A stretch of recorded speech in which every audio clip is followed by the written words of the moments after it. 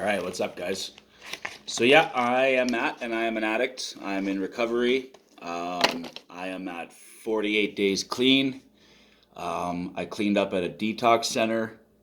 I was hooked on like every opiate you can think of, man. Crack,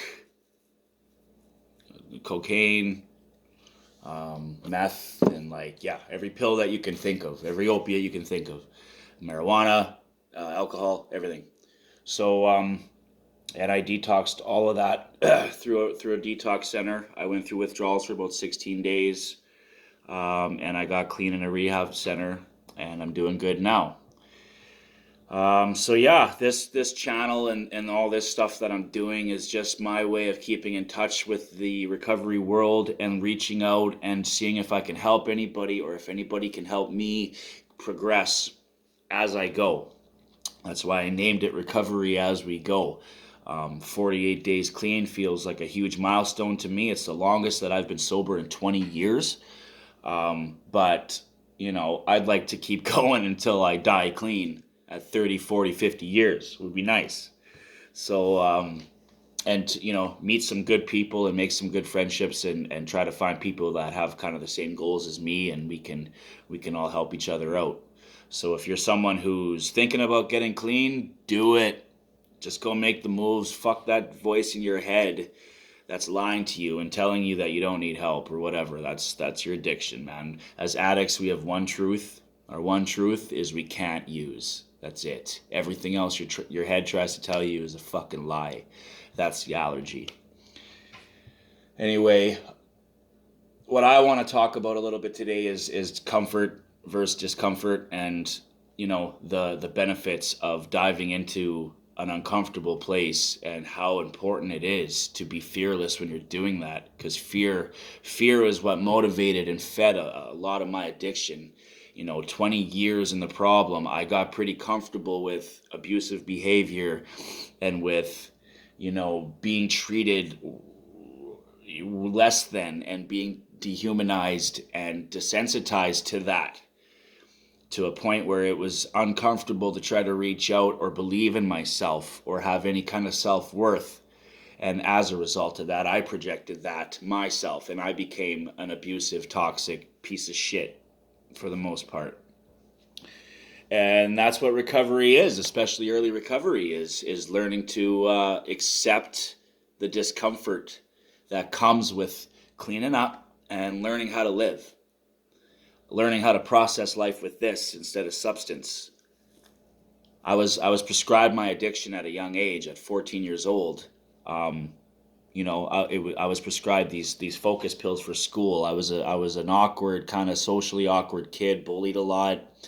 I wasn't a popular kid by any means. I was really quiet. I was really timid, and I wasn't very good at school. I was really bad at focusing and applying myself. So I was prescribed these antidepressants, it's called Dexedrine. It's like Adderall. Boom, everything changed. I was doing my homework, your homework. I'd go clean my mom's place. Everything would be organized. I had courage to talk to women and to talk to girls and to be more social, and everything just changed. And it was awesome, right? I mean, that's what everybody would want, right? But that's the day that my brain stopped depending on itself and growing through life and learning how to process life on its own without substance. And I became comfortable with substance. So, it took a lot of me accepting a higher power. There's a balance here between, your intuition and your higher power. And I can only speak for myself here, I've been in and out of the program of recovery for the last 6 years. I've been to treatment 4 times. This last time was for me, finally. Every other time it was for another reason. It was for somebody else, or it was to get my kids back because I lost my kids. It was to stay out of jail, pull the addict card or whatever and stay out of jail. Or it was, for some other reason other than I was ready and I had finally pushed my own limits and scared myself, right? This time it was my choice. I had hit my version of rock bottom. I had gotten sick of hurting people.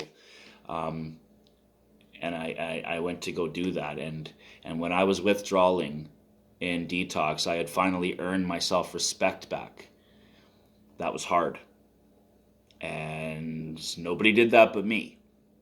And God was the only way that I had any strength to stay in that center and not leave and go use. When you're sweating out every opiate you can name off, man, that was hard. And I'm doing this with no Suboxone, no methadone, no crutch drugs. They offered me that stuff in there. I said, no, I'm not doing that. I've been on Suboxone before. It didn't help me. I want to do this, and I want to earn my stripes, and that's what I've done. And that's where I learned to accept that discomfort, and that's where I realized that growth, any growth, is right on the other side of that discomfort and that fear. Embrace your fears, right? I do that with the help of my higher power. Now, my first time going into rehab, I was just as resentful at the word God as any other addict that I can think of. How can a fucking God exist if he's doing this to me or putting me through this, And it took a long time, years, in and out and in and out and in and out before I started catching on. This wasn't God doing it to me. It was me doing this to myself with my free will that God gave me. So, but having saying these things, I'm not a religious person. I'm a spiritual person. I've chosen a God that works for me, one of my understanding that is easier for me to accept. So that changed everything. Complete game changer. All I'm worried about is my relationship with my higher power. Anybody else's is none of my business. And I'm not getting into that so that I could have a religious debate with people. Find something. I found something that I could give my control over to. All my problems, all my bullshit that I can't accept, gave it all to something else bigger than me. And what helped me entertain the idea of a higher power was simple. Drugs were my higher power. When I'm in addiction, I worshiped them. They ran my life. They controlled my life. I would do anything. I would manipulate anything. I would do anything to get my shit. And that was it. That was my life. It ran my life. It was a power greater than me. Okay, so if a drug can be my God, then why can't something else be my God?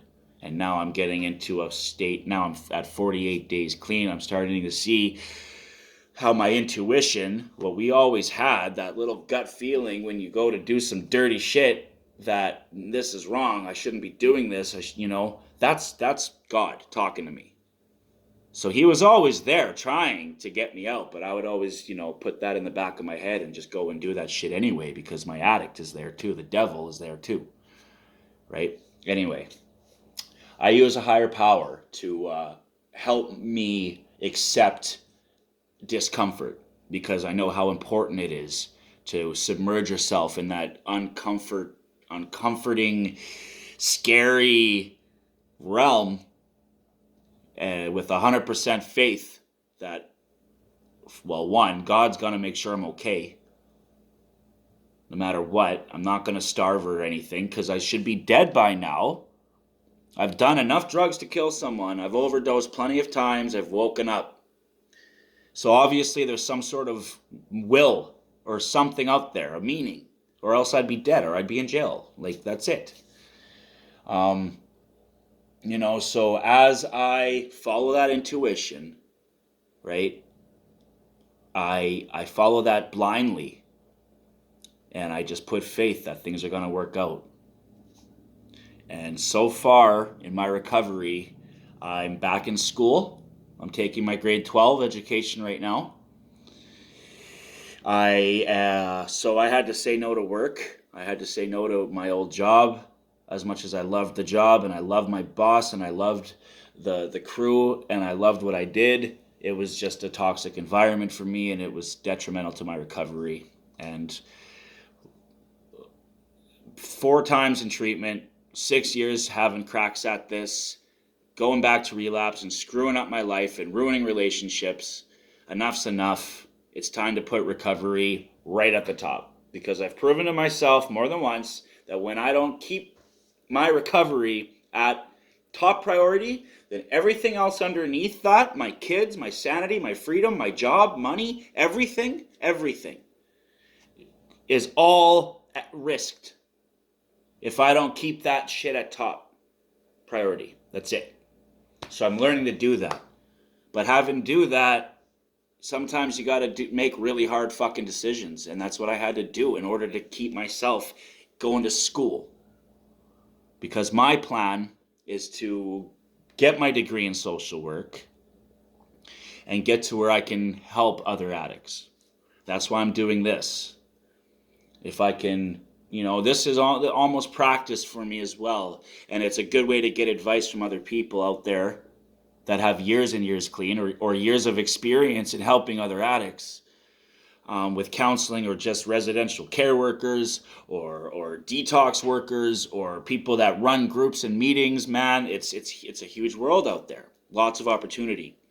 And I've been told within the last 6 years of my recovery that I have a set of skills that I'm able to communicate with someone on a good level that can be helpful. And it's time that I start believing in myself now that I know that I should, because I earned that self-respect in detox. I earned that faith. I found God, all of this while I was withdrawing hydromorphine and Percocet and Oxy and codeine and everything all at once. I'll never forget that feeling. And that's that feeling that I go back to every day when I start to have those doubts. So I'm working my steps. I got a sponsor. I'm in school, taking my grade 12. I'm doing a side course right now via Zoom that is going to help me qualify me for social work. And the rest I'm putting my faith that I'm going to be okay in God's hands.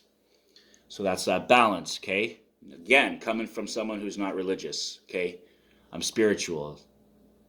There's a difference there. So yeah, just comfort and the importance of it, right? It's got me this far. I feel really good about myself. I'm exercising, and I'm in the best shape that I've been in years and years. I'm clean. I go to bed clean every day. I'm bonding. I'm rebuilding bonds with my kids and my family. I'm safe. My legal shit is taking care of itself as I stay straight. My lawyer is pushing that on with the judges and everything on current charges with my ex.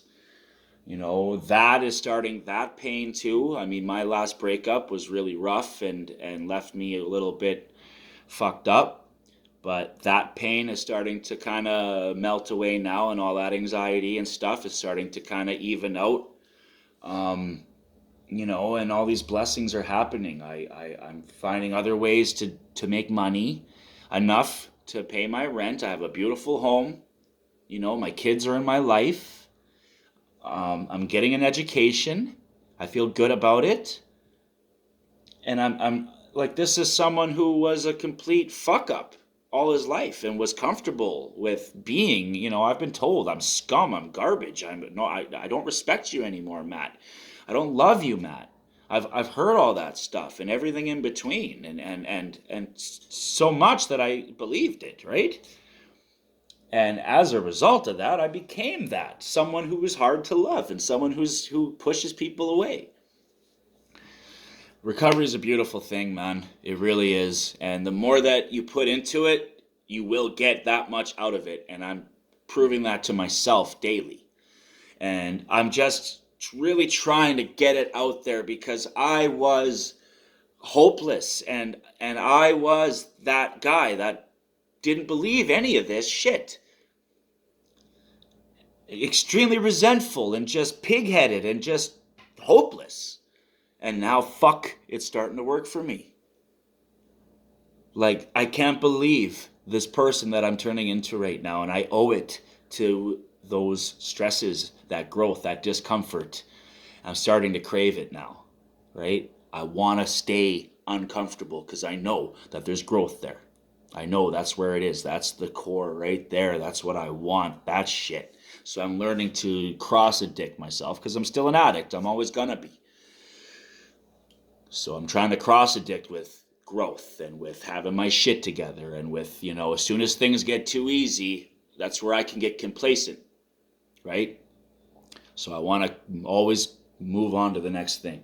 And I practice that with my exercise too, right? When my push-ups get too easy or my sets get too easy, it's time to push myself harder. Don't waste time.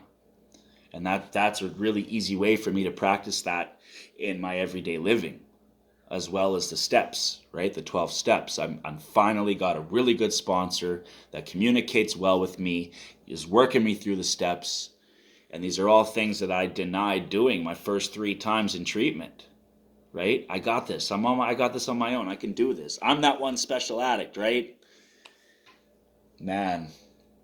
So if anyone out there is trying to get clean themselves, and I hope that you're listening, and I hope that you believe in me because it's true. And I love all my addicts. I love you guys.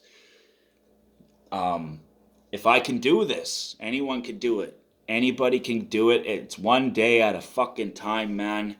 I've gotten it 48 days so far, one day at a time.